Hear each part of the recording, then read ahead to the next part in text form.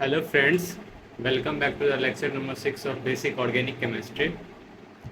कल के वीडियो में लेक्चर नंबर 5 में हम लोग देखे थे। लेक्चर नंबर 5 में हम लोग देखे थे हाइड्रोजनेशन प्रोसेस। उसके बाद देखे थे हम लोग डाइपोल मोमेंट के बारे में, और देखे थे और रोटेशनल बैरियर एनर्जी में देखे थे हम लोग। ठीक है, तो ये 3 टॉपिक देखे थे। आज हम लोग देखेंगे, आज का टॉपिक होगा, आज हम लोग देखेंगे एजिलिन। एजिलिन क्या होता है, एनिलिन और चार्ज एनिलिन और क्वासी एरोमेटिक, ये 4 टॉपिक देखेंगे। इसके बाद हम लोग का बेसिक ऑर्गेनिक केमिस्ट्री खत्म हो जाएगा। ठीक है, शुरू करते हैं। तो एजिलिन होता क्या है? ठीक, एजिलिन पहला टॉपिक है एजिलिन। तो एजिलिन क्या होता है? फ्यूज रिंग होता है। फ्यूज रिंग होता है एक तरह का, जिसमें 2 तरह का रिंग आता है। एक 7 मेंबर रिंग होता है और एक 5 मेंबर रिंग होता है। ये है 7 मेंबर रिंग और ये 5 मेंबर रिंग। बट ये क्या होता है, गलत है। यहाँ पे चार्ज भी आएगा। क्यों गलत है बताते हैं।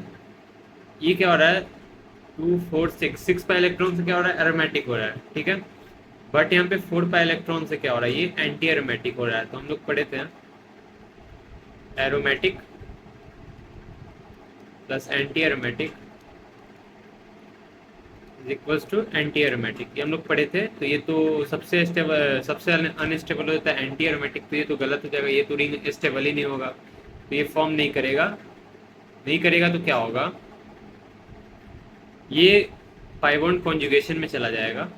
यहाँ पे ये पाई बॉन्ड यहाँ पे गया और ये यहाँ पे गया। तो एक्चुअली हो क्या रहा है, कॉन्जुगेशन में करके ये पॉजिटिव चार्ज यहाँ पे आएगा क्योंकि देगा तो, और ये डबल बॉन्ड यहाँ पे शिफ्ट हो जाएगा। हाँ, तो यहाँ पे हम लोग जानते हैं कि ये अनस्टेबल होगा। तो इसका स्टेबल फॉर्म कैसे बनेगा? तो हो क्या रहा है कि ये पाई बॉन्ड क्या होगा, कॉन्जुगेशन में चला जाएगा। ठीक है, ये पाई बॉन्ड कॉन्जुगेशन में गया तो यहाँ पे आ जाएगा पॉजिटिव, क्योंकि ये इलेक्ट्रॉन देगा तो यहाँ पे पॉजिटिव आ जाएगा, और यहाँ पे क्या आ जाएगा, निगेटिव।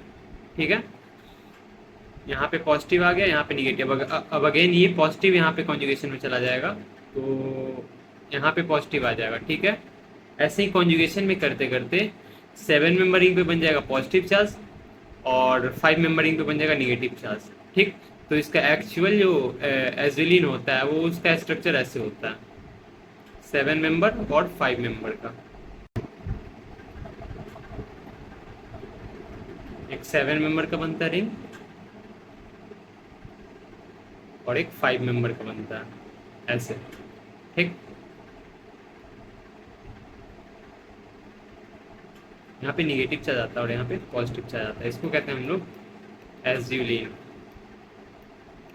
ये इसका स्टेबल स्ट्रक्चर होता है। ठीक है, तो पता चल गया एजिलिन का स्ट्रक्चर क्या होता है।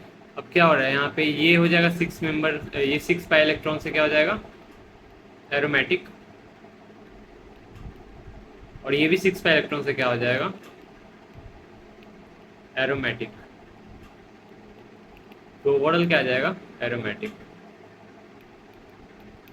और एरोमेटिक स्टेबिलिटी का ऑर्डर क्या होता है, aromatic then none then anti. हाँ, तो स्टेबिलिटी का ऑर्डर ये होता है, पहले एरोमेटिक आएगा, फिर एंटी आएगा, फिर नॉन आएगा, फिर एंटी आ जाएगा। तो यहाँ तक पता चल गया। इसके बाद क्या होगा,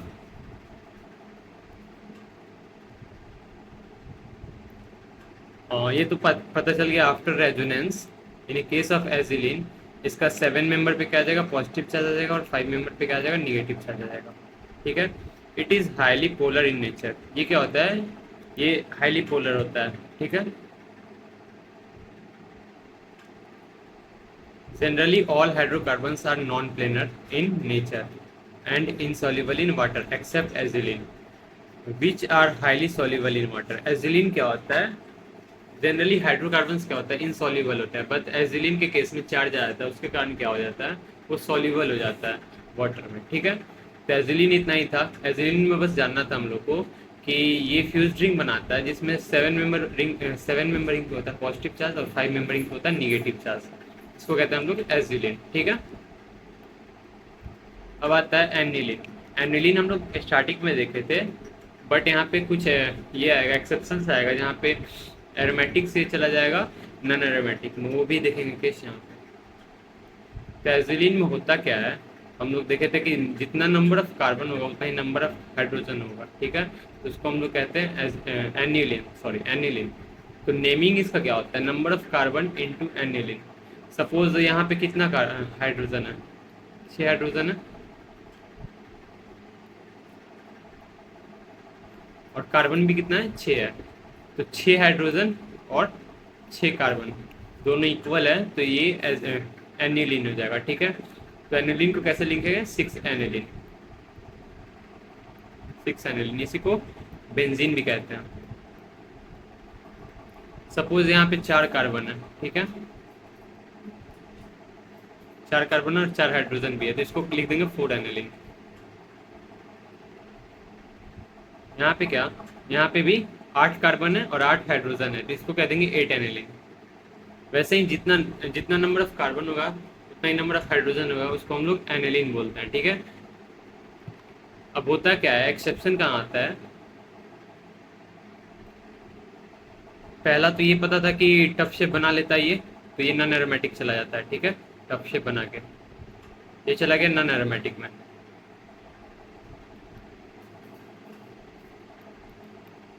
और 10 एनिलीन में क्या होता है ना, कि यहाँ पे ये स्ट्रक्चर है इसका,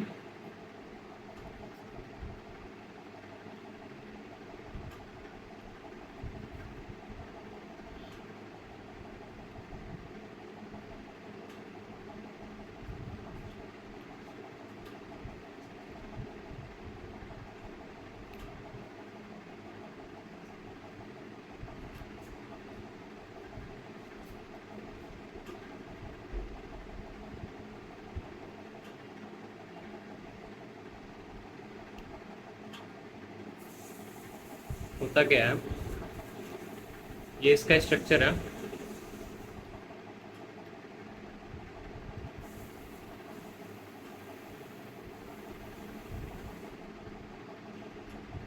और यहाँ पे इनर हाइड्रोजन रिपल्सन के कारण ये क्या हो जाता है, नॉन एरोमेटिक हो जाता है, ये प्लेनर से नॉन प्लेनर में चला जाता है। यहाँ पे हाइड्रोजन है, हाइड्रोजन अगर 2 हाइड्रोजन आपस में कोलैप्स करेगा तो ये क्या करेगा, रिपल्सन करेगा, रिपल्सन के कारण ये क्या करेगा, प्लेन से बाहर चला जाएगा, ठीक है। तो ये नॉन एरोमेटिक हो जाता है। तो कोई पूछेगा कि 10 एनिलीन,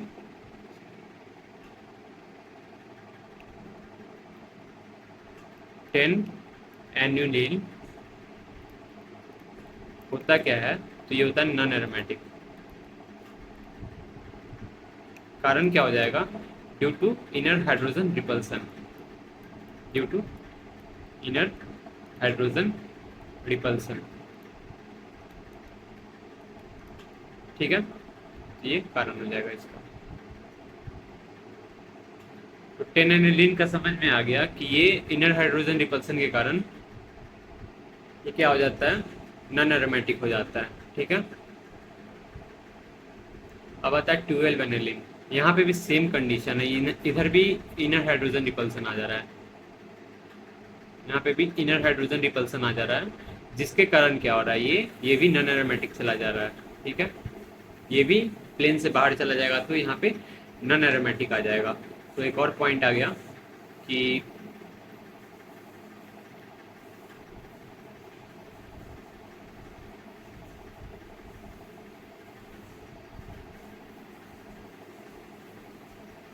क्या पता चला, 10 aniline, 10 annulene and 12 annulene are non-aromatic because of inner hydrogen repulsion, inner hydrogen repulsion। तो इनर हाइड्रोजन रिपल्सन के कारण क्या देख रहे हैं हम लोग कि ये नॉन एरोमेटिक हो जाएगा, ठीक है। बट 14 एनिलीन में क्या आ जाएगा कि जो हाइड्रोजन का जो डिस्टेंस होगा ना, वो ज़्यादा हो जाएगा, उसके कारण वो रिपल्सन शो नहीं करेगा। ठीक है, 14 एनिलीन में क्या हो जाएगा, ये 14 एनिलीन है, यहाँ पे हाइड्रोजन का डिस्टेंस ज़्यादा हो जाएगा, इसके कारण ये रिपल्सन शो नहीं करेगा। तो ये 14 एनिलीन क्या हो जाएगा, एरोमेटिक हो जाएगा 14 पे इलेक्ट्रॉन से। 14 पे इलेक्ट्रॉन से क्या हो जाएगा, ये एरोमेटिक हो जाएगा। ठीक है, ये नॉन एरोमेटिक नहीं होगा। तो याद रखने वाली बात है कि 10 एनिलीन, 12 एनिलीन, ये दोनों क्या होता है, नॉन एरोमेटिक होता है because of inner hydrogen repulsion. ठीक है, ये पता चल गया। तो अब लास्ट, अब एक और टॉपिक है चार्ज एनिलीन। चार्ज एनिलीन क्या होता है, ठीक है। तो चार्ज एनिलीन क्या होता है, एक्चुअली ये एक तरह का एरोमेटिक ही है, एरोमेटिक कंपाउंड ही है। बस इस पर क्या होना चाहिए, चार्ज मैंडेटरी होना चाहिए, या तो निगेटिव चार्ज होना चाहिए या फिर पॉजिटिव चार्ज होना चाहिए। ठीक है, सपोज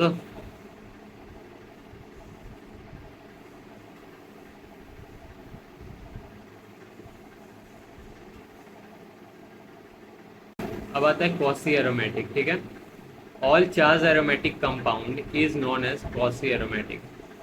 ठीक है, अब चार्ज एरोमेटिक कंपाउंड होता है क्या है, ठीक है। तो चार्ज एरोमेटिक कंपाउंड होता है वो एरोमेटिक कंपाउंड जिसपे चार्ज प्रेजेंट हो, या तो निगेटिव चार्ज हो या फिर पॉजिटिव चार्ज हो। ठीक, तो इसके लिए कंडीशन क्या होता है, compound should be aromatic, compound aromatic होना चाहिए। ring can contain only one type of charge, either positive charge और either negative charge। यानी अगर वो एरोमेटिक है तो उसके पास या तो पॉजिटिव चार्ज होना चाहिए या फिर निगेटिव चार्ज होना चाहिए।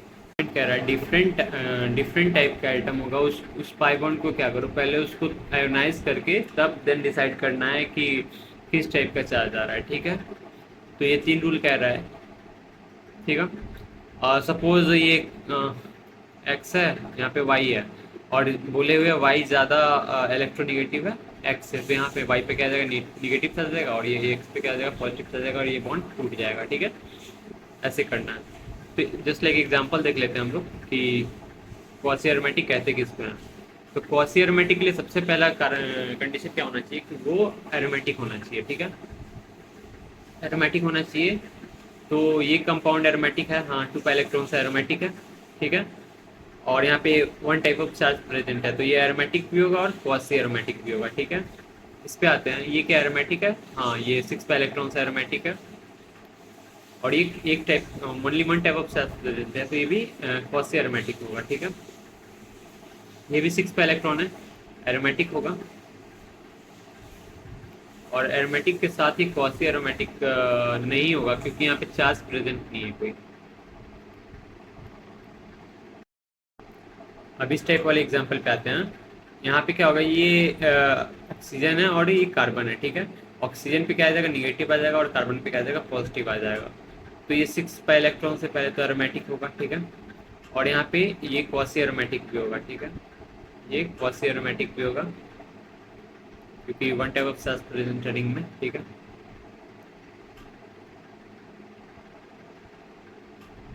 अब आते हैं, नोट का पॉइंट बोल रहा है all quasi aromatic are aromatic but all aromatic are not quasi aromatic. अभी बोले थे सपोज जैसे कि बेंजीन है, बेंजीन तो क्या एरोमेटिक है, बट वो क्या क्वासी एरोमेटिक हो सकता है, क्या नहीं हो सकता है, क्योंकि उसके पास कोई चार्ज ही नहीं है। तो वही नोट का पॉइंट बोल रहा है कि all quasi aromatic are aromatic but all aromatic are not quasi aromatic. Quasi aromatic होने के लिए चार्ज का होना ज़रूरी है। ठीक है, जैसे ये पिराडीन है। ठीक है, ये पिराडीन है। अब पिराडीन का अगर हम तोड़ेंगे तो नाइट्रोजन मोड इलेक्ट्रोनिगेटिव है, तो उसमें माइनस आ जाएगा और कार्बन पे प्लस आ जाएगा। Not quasi aromatic because ring has different type of charge. यहाँ पे रिंग पे एक प्लस भी आ जा रहा है और माइनस भी आ रहा है, तो ये क्वासी एरोमेटिक नहीं होगा। ये क्या क्वासी एरोमेटिक नहीं होगा।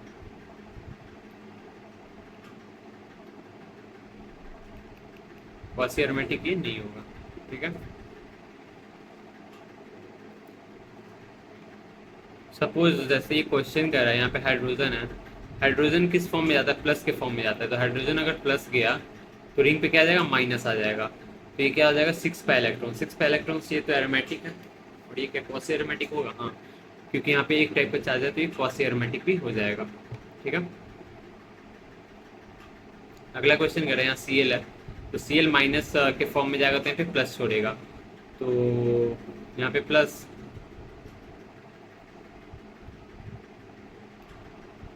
यहाँ पे प्लस और यहाँ पे प्लस, तो यहाँ पे sp3 आ जा रहा है। sp3 के कारण ये क्या हो जाएगा, sp3 के कारण ये हो जाएगा नॉन एरोमेटिक, और यहाँ पे 2 पा इलेक्ट्रॉन से क्या हो जाएगा, एरोमेटिक। तो एरोमेटिक प्लस नॉन एरोमेटिक क्या हो जाएगा, एरोमेटिक हो जाएगा। ये क्या हो जाएगा, एरोमेटिक हो जाएगा। ठीक,